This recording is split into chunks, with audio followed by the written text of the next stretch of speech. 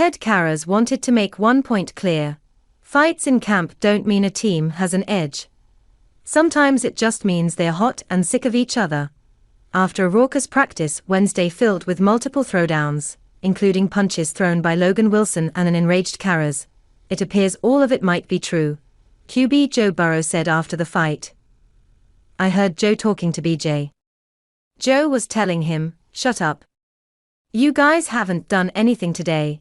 The defense is trying to play with more edge after a disappointing season. The team does feel the weight of missing the playoffs in 2023. The tone of 3 consecutive 0-2 starts lives in their heads as September 9th draws nearer, and 11 days of hitting each other in the 90-degree temperatures. They are sick of all of it.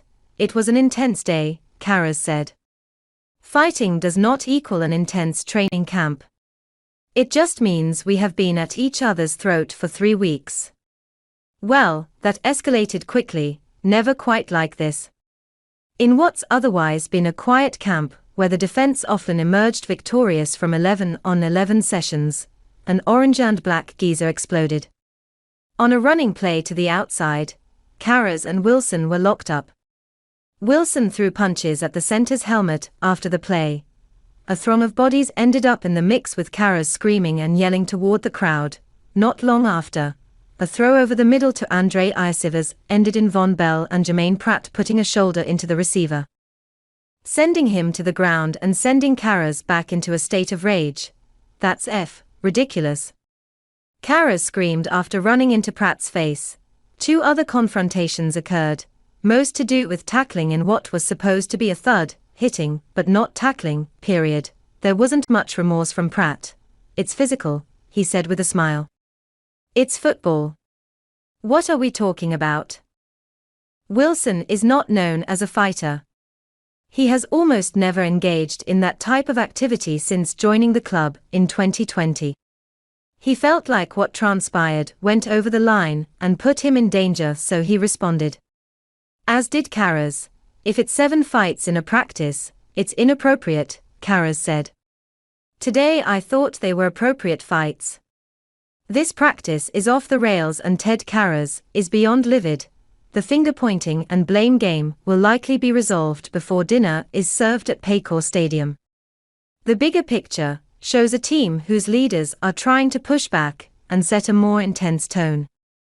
Just because the Bengals are throwing down doesn't mean they are more intense than in previous years. It was only 2 years ago they were involved in one of the wildest joint practice fights in league history, with the Los Angeles Rams' Aaron Donald wielding 2 Bengals helmets in his hands and swinging one at offensive linemen. Still, urgency and edge have been thrown around more often than in previous years. That might not be all of what bubbled over on Wednesday, but it's part of it. It was a hard pill to swallow last year, Karras said. We're talking about being in the AFC Championship 2 years in a row, and we didn't make the playoffs. That hurts everybody. That affected a lot of people personally. It affected me personally. I think guys have come back. Top to bottom. Guys are ready to go. The design of Wednesday's practice was to closely replicate a game situation, as the offense drove the ball down the field. They weren't live and there was no message of taking it to the next level, but there's no discouraging competitiveness flaring tempers. We need to develop an edge, offensive coordinator Dan Pitcher said. We're in the process of doing that, and today was a good step in that direction. By any stretch, the Bengals appear ready to hit somebody else. That's good news because the next phase of camp is coming.